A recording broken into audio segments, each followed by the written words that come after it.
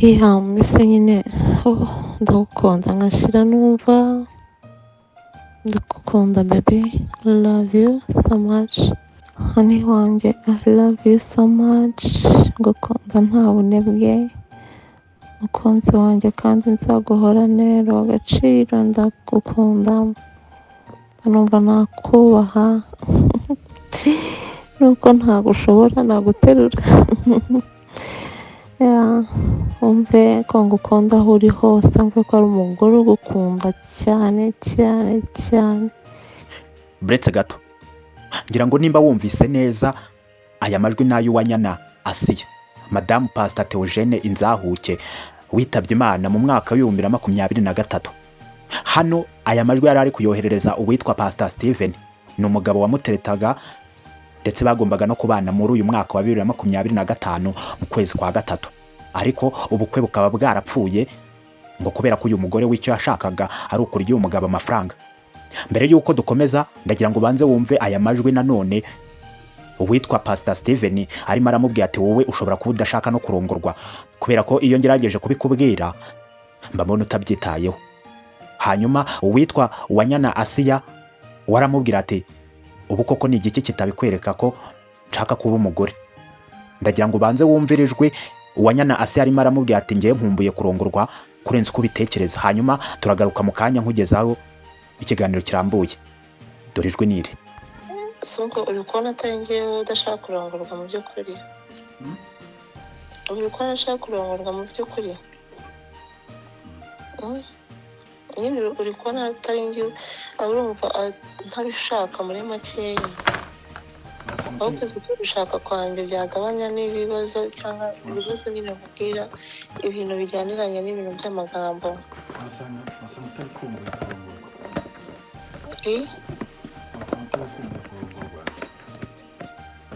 Ubu uri kubona nabishaka koko?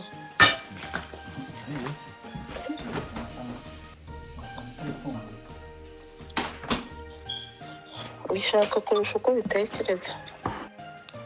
Amajwi nayo ngira ngo nimba wumvise neza aya majwi nta kindi uhise utekereza, uhise utangira kumucira urubanza uvuga ati uyu mugore w'umukristo no kubera iki yavuga ibi bintu, cyangwa se ukaba utangiye kuvuga ngo uyu mugore upfishije umugabo ejo bundi nta n'umyaka 2 irashira ni gute yaba amenyanye n'uyu mugabo bigeza.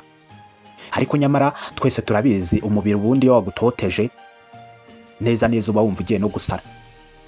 Uyu mugore nawe nk'uko abyivugira aragira ati ndi umuntu kandi mfite n'umubiri, bityo rero ntabwo nari nkwiye kuba natuza kandi nyamara umubiri hari icyo urimo uranyishyuza.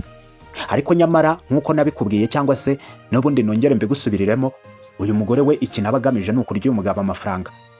Uyu mugabo we iyo agerageje kuzana gahunda y'imishinga y'ubukwe, uyu mugore ahita azanamo izindi gahunda za business. Ibyo ngibyo akaba ari nabyo bapfuye. Ngira ngo mu kiganiro kibanza ibyo ngibyo nabivuzemo.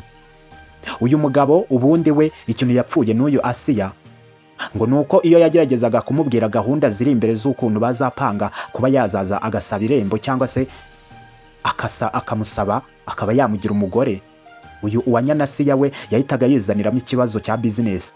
Dore ko ngo ikintu hanini bapfuye nuko iyo amaze kubona amafaranga yamusabye atongera kumwikoza, ahubwo yongera kugaruka amubwira ko afite indi business. Nuko rero niyo mpamvu ubu ngubu ubukwe bwari kuba mu kwa gatatu ku mwaka wa 2025 bwahise buhagarara. Ngira ngo nimba wibuka neza nakubwiye ikintu cyatumye uwitwa uwanyana ASSIA ndetse na Pastor Mutesi batongera kuvugana, dore ko aya majwi n'ubundi yose ari uwitwa P.Stiven wari uziranye n'uwitwa Pastor Mutesi ndetse ari nawe wabahuje, niwe waje kuza kuba yakira no majwi hanze. Pastor P.Stiven utuye mu gihugu cya Amerika arimo arohereza amajwi yose cyangwa se gahunda zose ukuntu yajyaga zivuganaho n'uwASSIA yangiza akazoherereza uwitwa Mutesi. Hanyuma Mutesi nawe kubera ko atakivuga rumwe n'uyu mugore cyangwa se amufitiye ishyari kubera amafaranga yabaye intandaro y'urwangano rwabo, hanyuma Mutesi nawe aya majwi agahita yashyira hanze kugira ngo akunde agushe hasi uwitwa ASSIA. Ariko nyamara ASSIA ku ruhande rwe ugiye kureba ubona nta n'ikintu bimubwiye, kubera ko nubwo ibi byose birimo birakomeza biba wakubwira ko nta kintu giteze kumuca intege. kubera ko ngo ibyamuciye intege ni byinshi kandi nta n'umwanya afite wo kwisobanura kuri ibi. Ibyo ngibyo bishobora kuba byakubera ikimenyetso cy'uko ari ibyanyabyo koko ASSIA amafaranga yariye, kubera ko nanjye ngerageza kumubaza nimba koko ari byo, yahise anyohereza message arangije arambwira ngo mubifate uko mubyumva kubera ko ibyo nakoze nta n'ibirenze birimo. Ndagira ngo ngushyemo message yanyohereje nyuma y'uko mubaje ikibazo, ndamubaza ngo ibi byose birimo biraba urabivugaho iki? Dore message ni iyi ngiyi. Ngira ngo nimba uri kubibona neza kuri screen yawe, uri kubonaho screenshot ya chat twagiranye. Hariya habanza nari mubajije ngo ambabara nsobanurire neza nimba ibyo ndimo ndumva na Pastor Mutesi niba ari ibyanyabyo koko cyangwa se nimba bari kumubeshyera, kubera ko bo ubwabo bacanye umubano hanyuma uwitwa Pastor Mutesi akaba atangiye kumuharabika.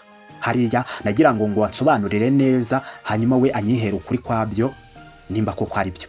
Arangije yaransubije ngo ibyo nsabye sinabikora kubera ko njyewe niba unanzi neza unzi ntisobanura. Ndangije nahise mwohereza message ndamubwira ngo njyewe ndashaka kukuvuganira kandi ndashaka gukoresha ukuri kwawe, kubera ko ibyo ndimo kubona Pastor Mutesi ari gusohora bibaye ari byo byaba bibabaje.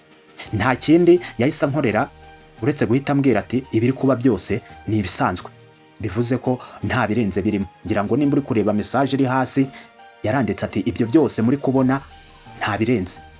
Chat twagiranye ni ikiganiro kirekire ndimo ndagerageza kumubaza kuri buri kimwe cyose kimuvugwaho, ariko nyamara we iyo ugerageje kumva neza wumva ko ari binasanzwe abamo kandi ari nabwo buzima bwe, kubera ko ubwe arivugira ko ibyo ngibyo ngo nta birenze birimo. Nagerageje kumubaza niba koko amafaranga avugwa Pastor Stiven yamuhaye niba koko ayemera. Arangije arambwira ngo ibyo ngibyo ni ibintu bisanzwe, iyo umuntu yashimye imyitwarire yarangiza akaguhemba cyangwa se akaguhereza, burya biba bimeze nkaho aguhaye fanta. Ntabwo rero byari bikwiye ko nimba warampaye kuko washimye imyitwarire yanjye, ntabwo wari ukwiye kuza ku mbuga nkoranyambaga uvuga ibyo wampaye. Aho ngaho naramwumvise kubera ko ikosa ntabwo ari we. Ibi ngibi turabizi ko ariyo strategy abagore bakoresha. Turabizi neza ko iyo umugore watangiye kumwereka ko umukunda uri umugabo, noneho ikirenze ibyo ngibyo ukatangira kwerekana ko ufite amafaranga, umugore nta kindi akora ni uguhita yakitinga nk'aho agukunda kandi nyamara nta rukundo amufitiye cyangwa se nta rukundo gushakamo, ahubwo we abikora kugira ngo akunda kurya amafaranga yawe. Ibyo rero nibyo byaje kuza kuba byaba kuri ASSIA, kubera ko we yakitingaga nk'ukunda uriya mugabo Stiven, hanyuma Stiven we kubera ko yari yaratangiye kumukunda na mbere y'uko umugabo wapfa, hanyuma yabona umugabo wapfuye akavuga ati hano ho ngomba guhita nigaragaza. Ubwo urumva ko we yari yaraguye mu rukundo mbere hose. Hanyuma ASSIA we yagombaga kubyinjiramo ku ngufu, ariko nyamara bitamurimo kugira ngo akunde atsindira amafaranga. Ibyo rero nibyo byaje kuza kuba kuri aba bombi. Niyo mpamvu rero ntabwo twari dukwiye gucira urubanza uwitwa ASSIA, kubera ko buri muntu wese arya kubera ko yatetse imitwe. Ubwo nudateka imitwe sinza kandi kazaba yakoze, kubera ko n'uwo Pastor Mutesi uvuga nta kazi tuza akora, ariko nyamara tubona aba mu buzima buhenze. Ushobora kwibaza ngo we amafaranga yakuraye. Kandi nimba mubizi neza, ubundi Pastor Mutesi niwe utoza bano bagore bose kuba ku mbuga nkoranyambaga akenshi b'abapfakazi baba bavuga ko bashaka abagabo.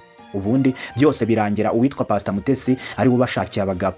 Bivuze ngo uyu nguyu ni umukomisiyoneri hagati y'ibishubaziko cyangwa se abagore batagira abagabo ndetse n'abagabo badafite abagore, hanyuma bo bagahuzwa n'uyu Pastor Mutesi hanyuma bakarya komisiyo.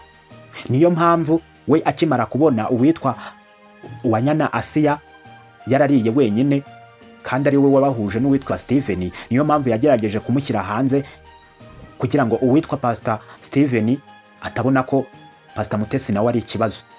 Bivuze ngo yagira ngo amwihomeho, amwereke ko nta hahuriye n'Uwanyana ASSIA, bityo azabashe kuba yamuhuza n'undi mugore hanyuma wakomeza arye aya komisiyo. Ubundi Pastor Mutesi we nuko abigenza, ndetse n'abantu batangiye kuvuga ko ari umukomisiyoneri ucuruza abagore. Ibyo ngibyo ntago biri kure y'ukuri, kubera ko nujya kureba urasanga abagore bose cyangwa se umugore watandukanye n'uyu Stiven w'umurundi witwa Dodo niwe wari wabahuje, kandi ni nawe wabashyingiye mu gihugu cy'u Burundi, niwe wabasezerangije.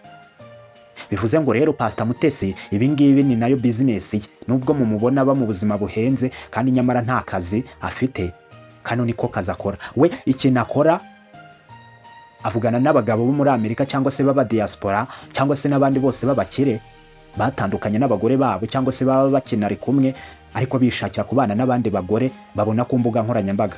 Nta kindi bakora, bo bavugana na Pastor Mutesi hanyuma bakamwereka ifoto y'umuntu bashaka, hanyuma Pastor Mutesi wakabijyamo akabahuza akajya rya komisiyo.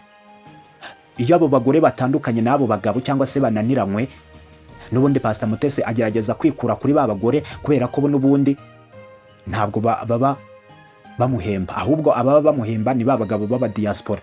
Bivuze ngo Pastor Mutesi ahita ava kuri ba bagore yarangiza agakomeza akavugana na ba bagabo kugira ngo azabahuze n'abandi bagore, bityo akazi gakomeza. Ibyo rero nibyo byaje kuza kuba byaba kuri ASSIA, kubera ko nimba yari yabahuje hanyuma uwitwa ASSIA akarya wenyine, ntago byashoboraga ko bakomezanya n'uwitwa Pastor Mutesi. Niyo mpamvu Pastor Mutesi rero yamuvuyeho cyangwa se akamugambanira, kandi twari tubizi neza ko ari inshuti, hanyuma akaba ashaka kwikomerezanya n'uwitwa Pastor P.Stiven kugira ngo azongera muri andi mafaranga mu gihe azaba agiye kumuhuza n'undi mugore.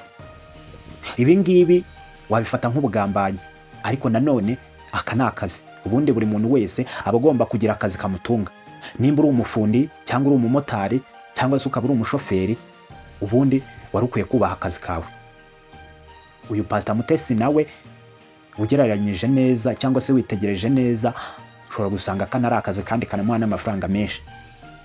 Ndagira ngo rero unyemereye tugane ku musozo w'iki kiganiro, nkubwira ko n'ubundi biganiro byacu ari akagaruka. Narakubwiye ngo hano kuri Kizo Empire niho honyine uzajya ukura amakuru acukumbuye.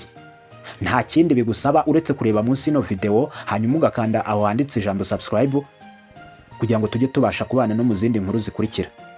Njye mwumvaga muri iki kiganiro Ishoboye Kizo nk'ibisanzwe. Iyi ni Kizo Empire kandi ibiganiro byacu nakagaruka. Ciao ciao.